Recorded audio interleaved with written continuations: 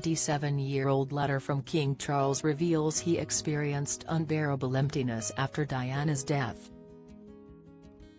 King Charles hasn't professed his grief publicly after Princess Diana tragically passed away in a car accident in 1997.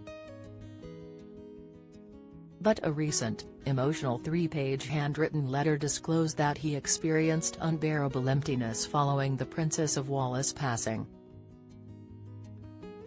The letter is addressed by Charles to a friend named Peter, who had lost a loved one named Liz to sickness.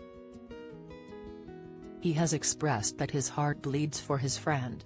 Drawing from his Christian beliefs, the king has also written, "Now we see through a glass darkly, but then face to face," using 1 Corinthians 13:12 from the Holy Bible as the source. According to the Daily Mail, the December 8, 1997, royal letter, signed Charles, written on a letterhead from Highgrove House, is up for auction at RR Auction in Boston, Massachusetts, fetching £1,500, $2,000. It comes with its original envelope bearing the king's directions to be delivered by hand.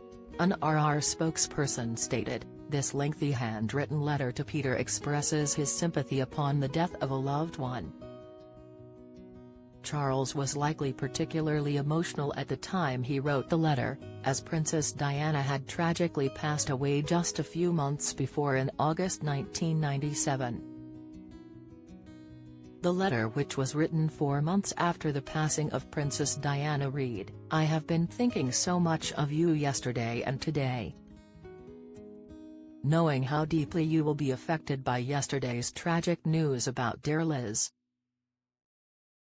My heart bleeds for you as I can imagine so well the utter agony and despair you must have gone through during all these heart-rending months that you have known about Liz's illness. All of us who know you are so fond of you and have felt the agony in a far lesser way, of course, but have longed to wave a magic wand to transform the situation." King Charles mentioned that he believed in the afterlife as he continued, "I often think that is the worst part of being unable to help in any constructive way except to say constant prayers in the background and to try and surround you both with love and affection and concern. I can so well imagine the unbearable emptiness you must feel at this time. The sense of bewilderment and confusion that accompanies the removal of someone still so young from this world. Personally,